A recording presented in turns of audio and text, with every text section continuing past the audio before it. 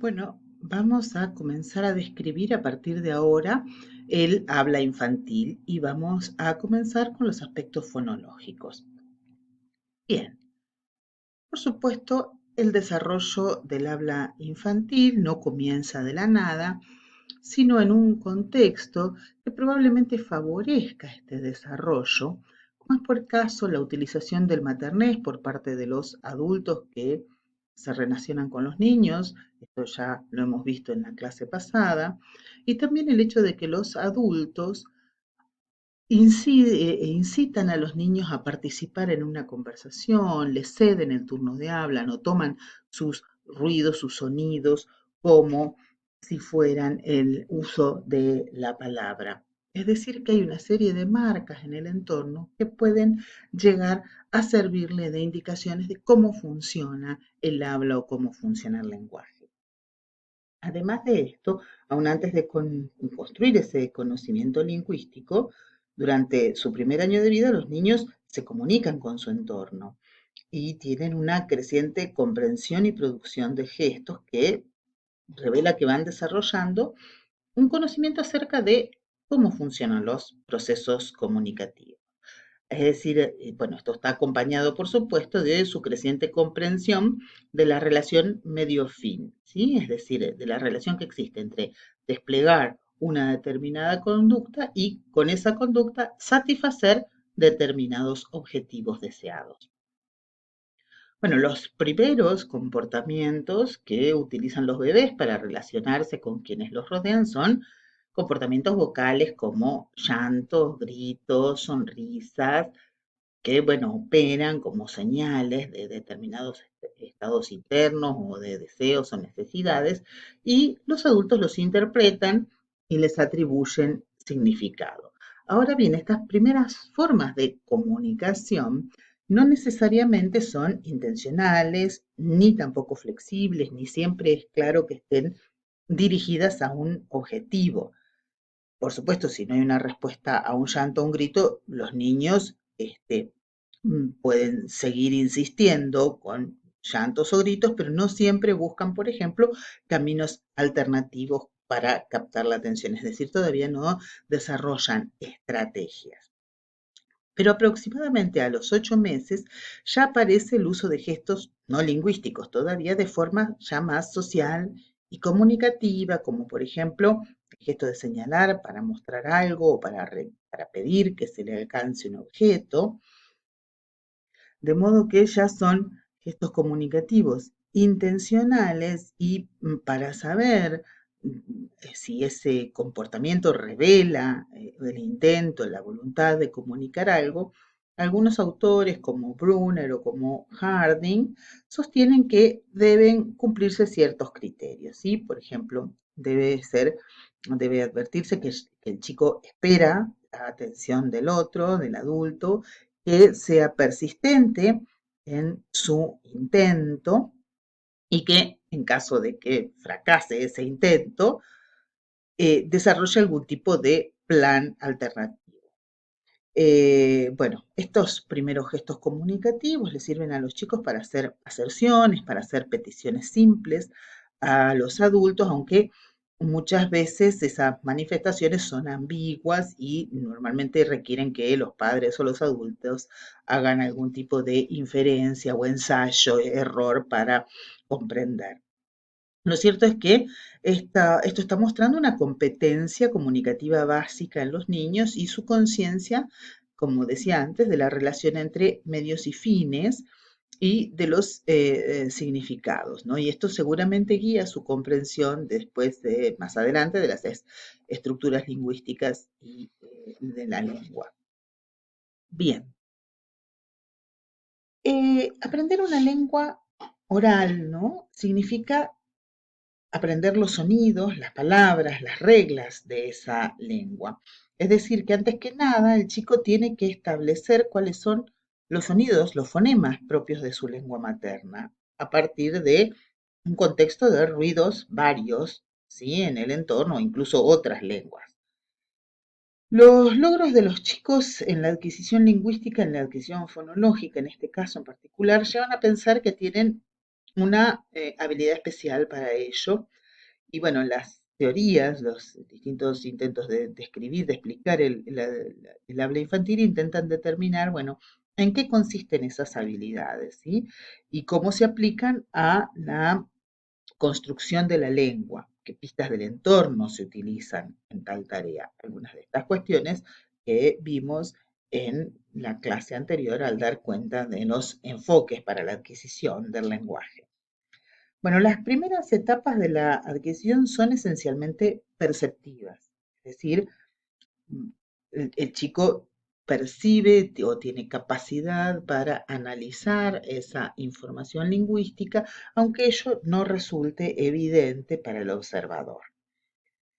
Aún así, aún plantean dificultades metodológicas importantes, hay numerosos estudios que intentan comprender cuáles son las capacidades lingüísticas de los niños de menos de un año, incluso eh, niños recién nacidos, ¿sí?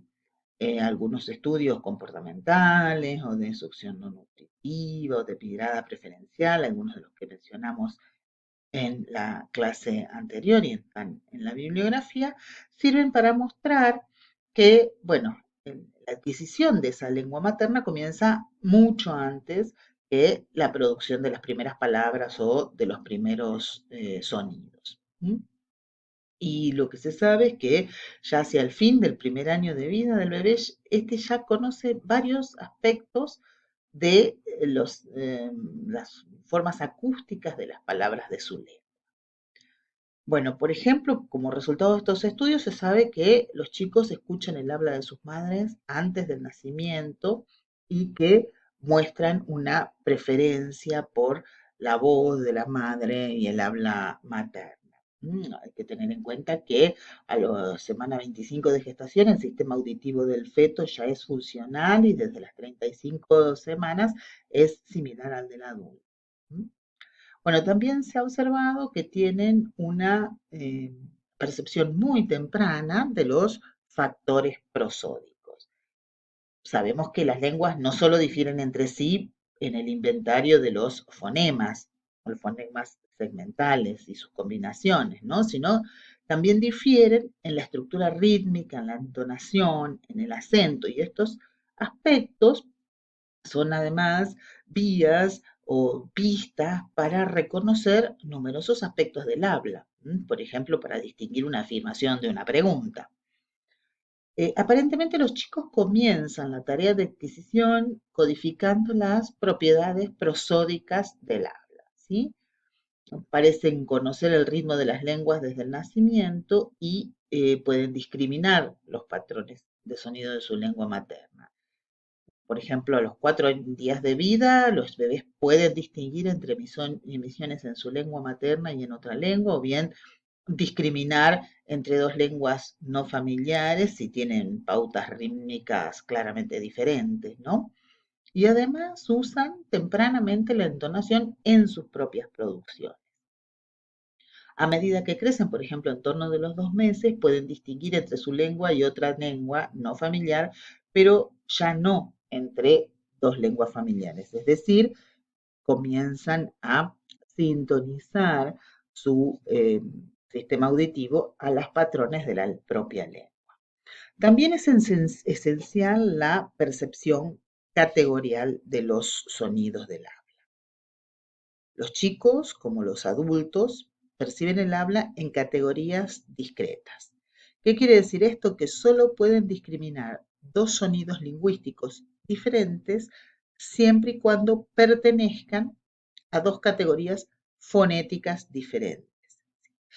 ¿Esto qué quiere decir? Por ejemplo, uno puede manipular el espectro entre la pronunciación de la sílaba ba y la pronunciación de la sílaba pa, ¿sí? Primero con B, bilabial sonora, y luego con P, la bilabial sorda, pero sin embargo, por más que uno haga muchas modificaciones de modo que haya un continuum entre una sílaba y otra, entre una pronunciación y otra, el oído no puede distinguir más que B o P, nada en el medio. A eso se refiere la bibliografía cuando dice que solo somos capaces de discriminar dos sonidos lingüísticos diferentes en la medida en que pertenezcan a categorías fonéticas diferentes. Es decir, entre B y P, para el oyente no hay diferencia. Cuando se trata de señales acústicas no lingüísticas es diferente. Es más fácil determinar si son diferentes o no, ¿sí? Y eso es más fácil distinguirlas que identificarlas. Es decir, al revés de lo que ocurre con el habla humana. Es más fácil identificar que distinguir entre sí dos sonidos si no pertenecen a categorías diferentes. Bien. Con pruebas de discriminación se ha visto que los bebés desde el nacimiento hacen distinciones fonémicas pertinentes. Y esto más allá de los sonidos presentes en su propio entorno lingüístico, en su propia lengua. Es decir, pueden discriminar cuando nacen casi todos los contrastes fonéticos de todas las lenguas, sin experiencia previa. Por lo tanto, muchos concluyen que estas serían habilidades no aprendidas, sino innatas, y esto colaboraría además o daría sustento a la idea de una habilidad innata para percibir el lenguaje. Ahora bien, con el aprendizaje esta capacidad se va limitando, se limita a los sonidos que son más relevantes en la propia lengua. Parece que empezamos a prestar más atención a los contrastes que nos sirven para distinguir las palabras de nuestra propia lengua. Hay una reorganización perceptiva del espacio fonético. Aparentemente entre los 8 y los 10 meses declinan la habilidad de discriminar y entre los 10 y 12 meses el oído se sintoniza a la lengua del entorno, aunque se supone que esta pérdida no es, no es absoluta, sino que se puede en todo caso recuperar con el entrenamiento al aprender, por ejemplo, una segunda lengua. Otro aspecto destacable en el desarrollo, en la percepción lingüística de los chicos, es su capacidad de segmentar el habla, es decir, separar las palabras o los morfemas en el habla fluida, en el habla continua. El chico tiene que descubrir en esa habla continua unidades y asociarlas después a determinados significados. Por lo tanto, tienen que identificar cuáles son las restricciones que rigen el orden de los fonemas, la combinación, para poder hallar las palabras. Porque si no hallamos las palabras, obviamente no se puede construir ningún otro conocimiento lingüístico. Ahora bien, sabemos que segmentar es muy difícil, así que es también todavía motivo de estudio y debate cuáles son las pistas en la señal acústica que utilizan los chicos, ¿sí? Se sabe que hacia los 4 meses y medio los chicos reconocen su propio nombre, a los 10 meses reconocen varias palabras familiares, ya al año comprenden un promedio de entre 40 y 50 palabras, y bueno, la pregunta es qué pistas usan para ello. Lo más probable, opinan algunos investigadores, es que utilicen varias. La prosodia, ciertas regularidades fonémicas, ciertas combinaciones habituales, el acento, etcétera. Bien, como decíamos, la producción es más tardía. La producción propiamente lingüística es bastante más tardía. Los primeros intentos de producir sonidos parecen estar más relacionados con la práctica fonatoria que con la comunicación y recién más adelante se conjuga esa capacidad de vocalizar y la capacidad de comunicarse para, bueno, dar lugar a un habla productiva, un habla comunicativa. Entonces, como dijimos, si bien en la percepción auditiva los bebés hacen distinciones muy sutiles y desde muy pequeños, desde muy temprano, no, la articulación es más tardía, la articulación fonológica. Los bebés no tienen la estructura del aparato fonador ni el control motor del adulto y por lo tanto no pueden producir todos los sonidos aunque sepan distinguir. En esta descripción de los primeros sonidos que llevan adelante los niños, se ha hecho hincapié en el estudio del balbuceo. Al final del segundo mes de vida, los bebés comienzan a emitir arrullos, que son más variados que los llantos, y en este periodo lingüístico de balbuceo normalmente se distinguen 5 etapas, que son las que ustedes tienen aquí señaladas en la diapositiva, ¿sí? Más o menos con cada 2 meses tenemos una nueva incorporación de sonidos o de ya fonemas y juegos vocales que van aparentemente mostrando el dominio que va adquiriendo el chico para la articulación de los distintos fonemas.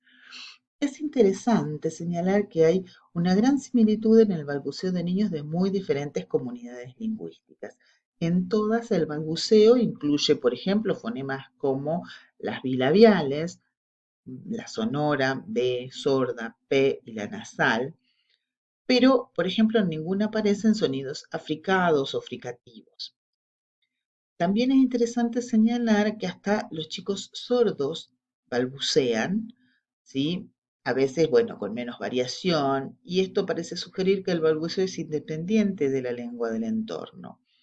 Además, algunos sugieren que no es una actividad comunicativa, ya que los chicos balbucean más cuando están solos, de modo que esto parece ser más una práctica que gobernada probablemente por una capacidad lingüística innata, ¿no? Que con un intento de comunicación.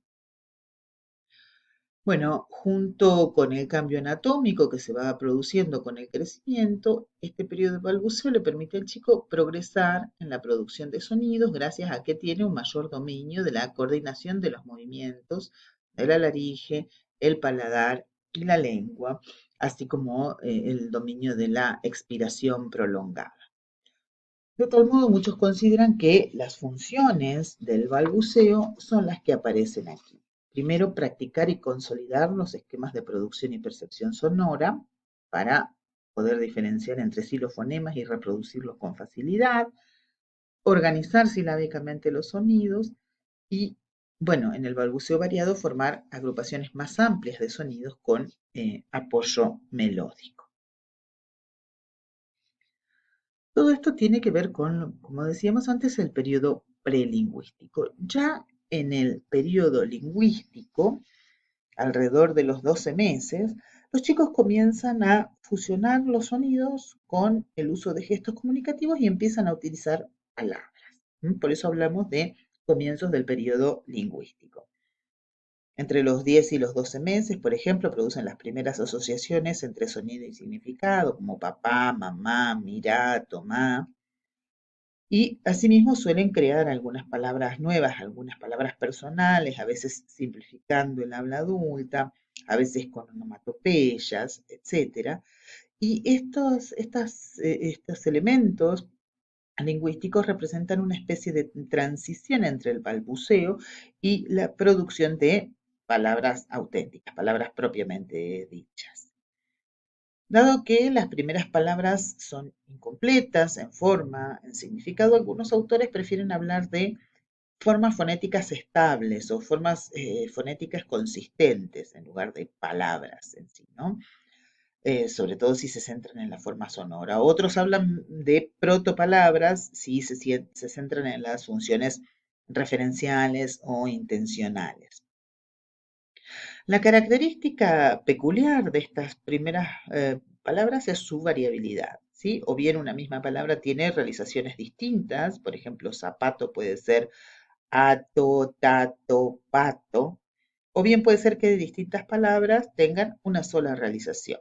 Ma puede ser mamá, más, tomá. Normalmente en cuanto a la estructura, estas primeras palabras iniciales, estas protopalabras, son monosilábicas o bisilábicas, y además las sílabas normalmente están compuestas o básicamente por el núcleo, es decir, por la vocal, u opcionalmente están acompañadas de un ataque. Es decir, tenemos el estado de la sílaba básica consonante vocal. casi no aparecen codas, por lo que este estado se suele describir, como decía, como el estadio de la sílaba básica. Luego ya comienzan a aparecer algunos diptongos, algunas codas, y en cuanto a los tipos de fonemas, las consonantes preferidas son las oclusivas, antes que las fricativas, y también las frontales, es decir, las bilabiales o alveolares, antes que las consonantes, por ejemplo, velares. Entonces, en este proceso de producción de las primeras palabras y teniendo en cuenta las características que mencionábamos recién, los chicos llevan adelante ciertos procesos fonológicos para simplificar esa producción de sus primeras palabras. Algunas de esas simplificaciones o adaptaciones abarcan o son relativas a las palabras. Por ejemplo, los chicos pueden elidir o emitir sílabas átonas o bien asimilan, por ejemplo, en ota en lugar de pelota, o pato para zapato, o bayo para caballo, o bien asimilan o armonizan las consonantes, papá, por ejemplo, para patata. Las simplificaciones también pueden ser relativas a las sílabas. Decíamos recién que normalmente las sílabas tienden a ser o bien la vocal sola o bien consonante vocal, de modo que los chicos normalmente pueden omitir el ataque y la coda, ¿sí? Por ejemplo, fíjense el primer ejemplo, ata en lugar de canta, en esa primera sílaba se ha omitido ataque y coda, o en teta, en lugar de puerta se omite la coda y también el diptongo, o en fo, en lugar de flor, se omite, se simplifica el grupo consonántico y desaparece la coda. Es decir, hay varias simplificaciones que llevan a la sílaba a parecerse todo lo posible a esa sílaba básica. Y también hay simplificaciones relativas a los fonemas y los rasgos en el sentido de que los chicos eh, intentan producir aquellos sonidos que les resultan más fáciles de articular, ¿sí? Por ejemplo, prefieren las oclusivas a las fricativas, ¿sí? Topa en lugar de sopa. Tienden a sustituir las líquidas, pedo o pego en lugar de perro, o bien a adelantar la consonante brúa en lugar de grúa. No queda claro por qué los chicos cometen estos errores, porque, como dijimos antes, sí son capaces de discriminar entre sonidos. Y algunos autores piensan que puede que se deba a que los chicos no pueden producir ciertos sonidos, pero que lo más probable es que las simplificaciones tengan que ver con que en su producción el chico tiene que prestar atención no solo a los rasgos fonológicos, sino también aspectos sintácticos, aspectos semánticos, aspectos pragmáticos y tal vez esto satura su capacidad de procesamiento de información, lo que no ocurre, por ejemplo, cuando imita, y que eso llevaría a estos errores de producción. Además de la capacidad lingüística primaria de hablar o escuchar, es también importante la conciencia metalingüística, es decir, nuestra capacidad de analizar las unidades lingüísticas y en lo que aquí nos interesa, la conciencia, la capacidad de analizar las unidades fonológicas. La conciencia fonológica es digamos, aparece en forma relativamente tardía en relación con la fonología, es decir, de los 3 años en adelante, y recién parece consolidarse en torno de los 5 o 6 años. Fíjense estas distintas tareas de conciencia fonológica, como idear rima o identificar una palabra con una consonante inicial diferente dentro de un grupo de palabras, todas tareas que se han probado con chicos en torno a los 4, 5, 6 años, se ha visto que hay algunas de estas tareas, por ejemplo, eliminar la consonante inicial o identificar la palabra con la consonante final diferente, que son justamente las tareas más difíciles, prácticamente son imposibles para niños de 4 o 5 años. Recién a los 6 años son capaces de llevar adelante satisfactoriamente algunas de estas tareas. Eh, Esta conciencia fonológica es, por otra parte, una habilidad específica para la lectura. ¿Por qué? Porque la lectura requiere relacionar grafemas y fonemas. Y justamente suele traer dificultades porque no siempre hay correspondencia uno a uno entre el grafema y los fonemas. Y eso puede ser un problema para los comienzos de las lecturas en los chicos, sobre todo porque no siempre tienen esa conciencia fonológica totalmente desarrollada. Por ejemplo, se ha visto que entre los 4 y los 5 años los chicos prácticamente no pueden segmentar una palabra en sus fonemas, aunque sí pueden segmentar en sílabas, ¿sí? Parece esto indicar que la sílaba es una unidad lingüística más natural, más accesible, por lo que es posible que para los chicos sea más fácil empezar a leer descomponiendo las palabras en sílabas. Se pueden utilizar estrategias basadas en el significado para ayudarlos a reconocer las palabras al principio, pero la mayoría de los buenos lectores identifica las palabras a partir de la información gráfica y no de factores contextuales. Entonces, la idea es favorecer la automatización de la decodificación, ¿no? Lo antes posible, favorecer esos procesos de nivel inferior de identificación de las unidades fonológicas y dar lugar con ello al reconocimiento léxico, justamente de modo de dejar liberados todos los recursos cognitivos para tareas más controladas, como la comprensión del significado del texto. Entonces, es importante exponer al chico desde chico al lenguaje escrito, leerles a los chicos, para que vean la lectura como una actividad agradable y tengan una exposición temprana a las palabras escritas, de modo de ayudar en esa conciencia fonológica por un lado y la automatización del proceso de decodificación por otro. Bien. Ustedes pueden profundizar estos temas en los capítulos 10 y 11 del texto de Carroll. El capítulo 10 habla de de los aspectos fonológicos del habla infantil y en el 11 habla de la conciencia fonológica. Y bueno, el apunte de cátedra sobre el texto de Serra, que puede, por supuesto, también complementar con el texto.